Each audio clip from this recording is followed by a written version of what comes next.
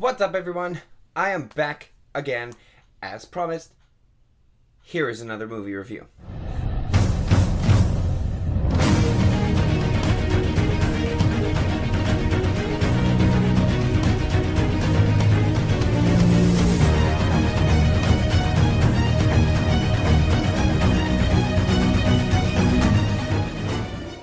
So, I came prepared again. I have my notes. I'm looking at them and I'm ranting. So, without further ado, here's my review for the Cloverfield Paradox. Now, this was just released Tuesday night or Monday night on Netflix, and I could see why it was released on Netflix. No one in their right mind would go to the theater to watch this movie. This is a joke of a movie. Everything about it sucked. And I will explain why.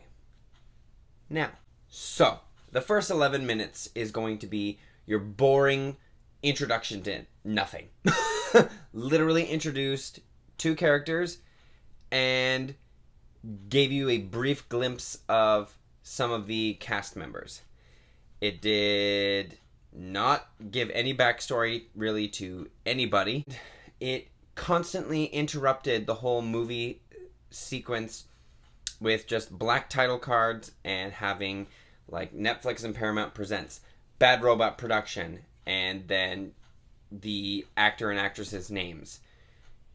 This I found took away from the beginning of the movie, and they could have added so much more and put in some character development right from the get-go.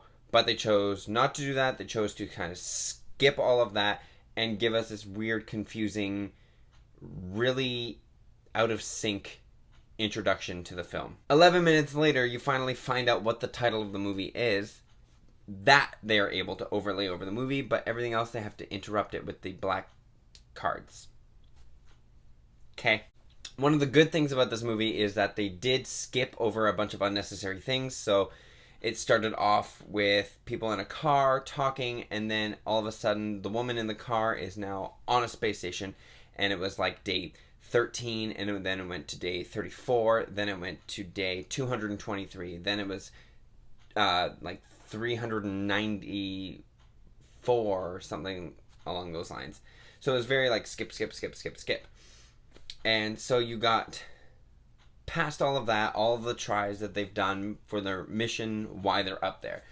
We didn't need to know that. We got the gist of it. They kept trying, they kept failing. Whatever. That was fine about the movie. But let's get back to the worst things about this. You had that annoying character scene where everyone is in the same room and it kind of pans around, showing everyone doing things, talking to each other, and it has that fun, upbeat music. They're like, yay, this is a great movie. Let's introduce everyone. Stop doing that. It's the same movie cliche that everything is doing. Stop. They did it in life, and they did it in this. I would think of more examples, but I'm too frustrated to really think, and it's late, and I'm trying to get this video done for you. So, yeah. As per always, there always seems to be some type of fight between the characters in a film. No matter how long they've been working together, no matter how good of friends they are, there's always going to be a fight. Again, another movie cliche. This does happen. It gets sorted out, whatever. They move on with their day. Kind of. There ends up being this type of skeptic that they see on a news stream that they're streaming from Earth to space, saying that if the people on this spacecraft thing called the Shepherd, if they keep continuing all these tests with their particle accelerator, they're going to rip the fabric of dimensions to create a Cloverfield paradox. Movie title insert here. And basically, he says monsters will come to Earth, basically. And just bad things will happen. Now, no one believes him, obviously, because he's a crazy person. And no one seems to understand, by the looks of everyone's faces, no one seems to understand what he's talking about. No one knows anything about interdimensional travel or anything like that. As per usual with every horror movie or monster movie or space sci-fi movie, characters die. This is not a spoiler. Characters die. You're bound to somewhat know a character, maybe. In this case, you barely knew anyone. People die. Surprise. One thing I also hated is that the movie kept alternating between the space storyline and the Earth storyline. They kept showing all the space crew doing their thing in space, but then it kept showing the guy that we met at the beginning, who is actually the husband that we find out of the main character, Hamilton. So they keep kind of going back between her story and his story, and it's very pointless to know his story because nothing happens on Earth. Literally, nothing happens. There's zero information that's on Earth that is given to do anything. It's beyond super pointless. Going back, though, to how the interdimensional travel was talked about with the paradox man, all of a sudden, weird things start happening. So Schmidt ends up all of a sudden knowing everything and anything about interdimensional travel and is able to fully explain to the rest of his crew members what the fuck is happening. How? You just learned about it being a potential thing, and now all of a sudden you're an expert on the fucking subject? No. Life does not work that way. I'm sorry, but it does not. We see an explosion on Earth that could be a relation to the first one, maybe, but then the way that the movie ends shows that maybe it's not, so I don't really know where the timeline of this movie is. It seems to be set before the first movie, but also during it, I don't really know what actually is happening. Because on Earth, they keep playing up this big, giant attack that's happening, but things happen at the end of the movie that I can't explain right now, but I will get into later in the video. It just doesn't make sense. It's very confusing and kind of all over the map, and seems like Abrams was drunk when he did this movie or something. I don't know. No one knew what they were doing on this project. And then pretty much 3/4 of the way into the movie, the crew finally decides to try and get back to their dimension and try and figure out where everything is and how to get back and how to, like, fix everything. At this point, there's still no mention of the Cloverfield monster from the first movie. This was supposed to be like an origin movie for the monster, and there's no visual of the monster, there's no mention of the monster, nothing about the monster is ever seen or said at all. And that pissed me right the fuck off because it was such a false advertisement for this movie. Made me mad. But now, let's get into some spoilers, because we all know that's what you came for. So, most of these spoilers are going to be about the deaths of characters and then the ending of the movie. And then I will give you my overall review for the whole thing. This was just a few aspects. But, without further ado, you are now entering the spoiler zone.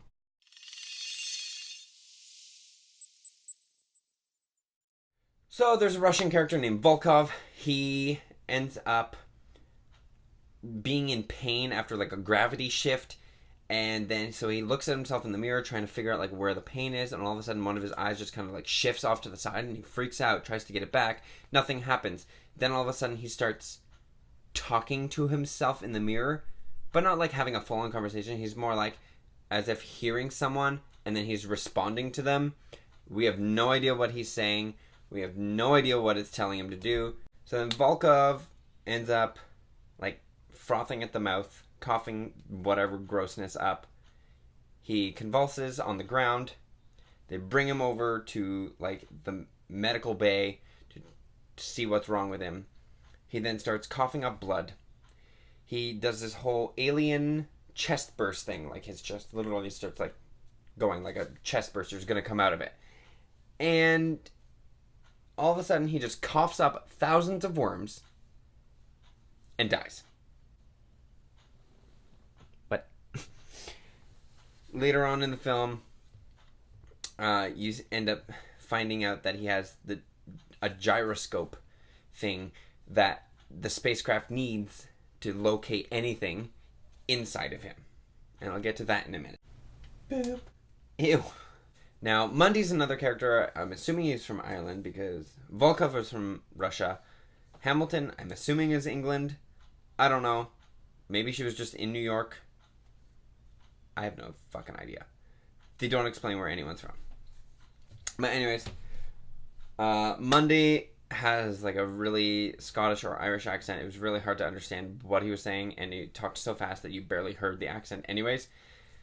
But it was one of those two places. But anyways, his death comes from the form of he ends up he's trying to seal a bunch of stuff, and the wall that he's working on grabs his arm and like pulls him in, and when he gets pulled out, he's missing his arm. Now this missing arm finally makes an appearance like 5 minutes later, right down inside of the little cage that it's in to cut open Volkov, where they find the gyroscope. So that's how they found that. Later on, they go to repair the ship, and Mundy seals everything with this like metal sealer so that way no air escapes, and something super magnetic is on the other side of a wall and starts pulling like his belt and like keys and wrenches and whatever, so he has to take off his belt, but a bunch of other things are flying towards the wall, and he's walking towards all of the objects that are sticking to the wall, and all of the sealant that he's placed everywhere behind him is now moving towards him, and then it grabs him, pulls him back against the wall, and starts going into his eye and into his mouth before an O2 tank flies against the magnetic wall and explodes, destroying him as well as a quarter of the ship. What actually is happening in this movie? You've got Tam. I think she's from China. I'm not sure. She's of Asian descent. I'm only assuming China just because they mentioned something about Chinese, and I'm trying to like put all the puzzle pieces together. So I'm going to assume she's from China. I could be very wrong. That's beside the point.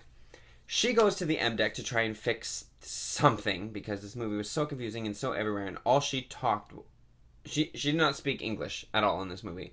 She was just talking in her dialect and not a clue what it was. She was trying to fix something, and all of a sudden she's locked in the room and it starts filling up with water that's pouring out of like vents that I'm assuming was supposed to be for air, but all of a sudden water's pouring out of it. And so it fills up pretty much all the way except for maybe about a half a foot so she can go up and get some air.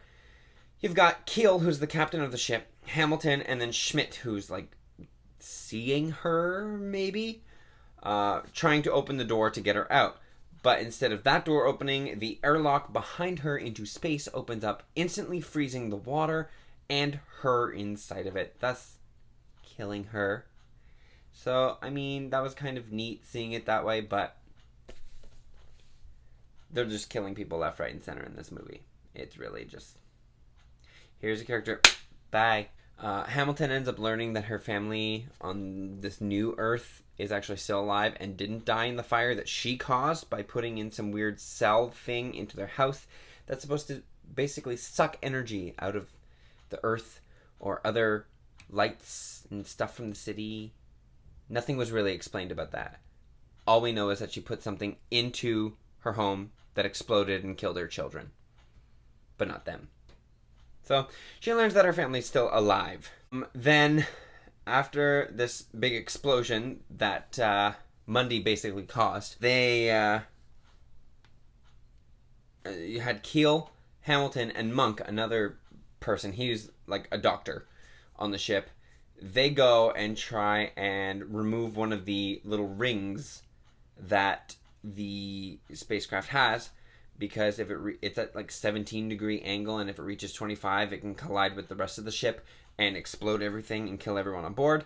So they have to try and get rid of it to save everyone. But in order to do that, they need to have the air lock closed and sealed, and the person inside then has to release it. So Keel basically sacrifices himself, makes Hamilton in charge of the ship, and he gets sent off into space forever. Glad to know we can just kill off the captain of the ship. Now, I always knew something was wrong with her, but this new person that they end up finding on the ship Mina, or Jensen. She had 2 names. I'm assuming Mina was her first name. Jensen was her last, obviously. She ends up being evil. And I'm putting this because she is, but she's not. She was helping them, and then she started to turn against them to try and save the greater good kind of thing. So I could see where she was coming from, but really there was no character arc for her to do this, and there was no lead up to it, so why? But she gets a gun, she goes after Monk, asks for a key, he says no, she shoots him, takes the key, Monk's dead, boring death. Then she goes after Schmidt, Hamilton is running after her, Schmidt gets shot, falls on the ground, Mina turns around, goes to shoot Hamilton, but Schmidt hits her in the leg with a wrench, making her miss. Hamilton runs away. Mina picks Schmidt up, shoots him again, and he's dead. Mina goes after Hamilton. They fight for a little bit. Hamilton takes the gun, shoots the wall behind her, making a hole. Mina gets sucked out into space, and Hamilton escapes. We find out, oh, no, Schmidt didn't actually die. He just played it up like he did die. And he's very weak and very pale. Nothing makes sense in this movie. Now, Hamilton decides it's a good idea to send herself on this new dimensional Earth a message saying, unplug the power cell that you've plugged in, if you have, and love the family that you have. She sends it off in a little recording to her, somehow, not explained, but she automatically knows where to find her, assuming it's probably her house, same house, whatever. But realistically, who knows? Because things are all different on this Earth than it was back in their other place. Then they go try their accelerator again, somehow brings them back to their old Earth, and then they go back and descend to Earth. Now here's where one of my big issues comes from.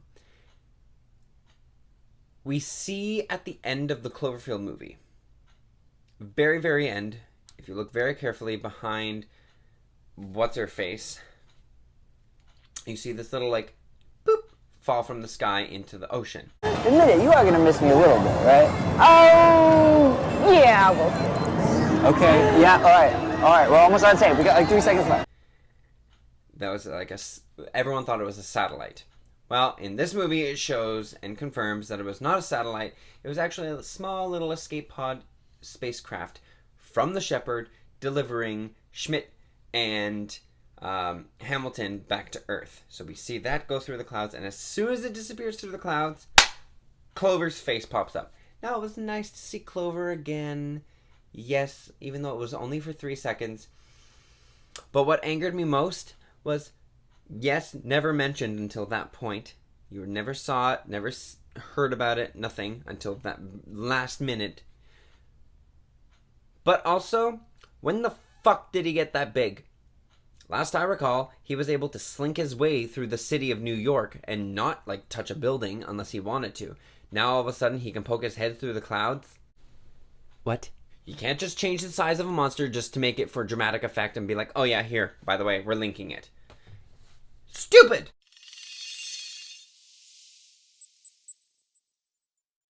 So now that the spoilers are all done, overall review, the plot was very bad and very confusing. It made no sense whatsoever, and there were no tie-ins until the end to show that it was a prequel to Cloverfield. The acting was okay. Could have been better, but it was okay. I have seen worse. I hated how people were confused about something and then all of a sudden knew everything about it like 3 scenes later. Very, very poor film. Just a very, very poor film. My rating for this film is going to be 50% or a D-. If you're bored and you just want sound, maybe then put it on, but otherwise, save yourself the hassle. Don't watch it. Because makes no sense, has no relation, and just bad altogether. Just bad. I did want to do a review on Maze Runner's The Death Cure, but I was unable to go out in time to see it and film it and edit and all of that. and I didn't have the necessary tools that I needed to watch it at home. So that's why I chose this movie. It's new, it's relevant, and I thought it was going to be awesome, but well, I was sadly mistaken. So if you like this video, make sure you give it a like, make sure you hit the subscribe button, make sure you check out the other YouTube channel of Super Frown, make sure you subscribe to all of my social media, and I will see you next week with a new movie review for Valentine's Day. I'm sure you can guess which movie I'm going to review that time. But until next week, I will see you all later. Goodbye. My life is a party, my home is the club. I party like a rock star, dance until I drop.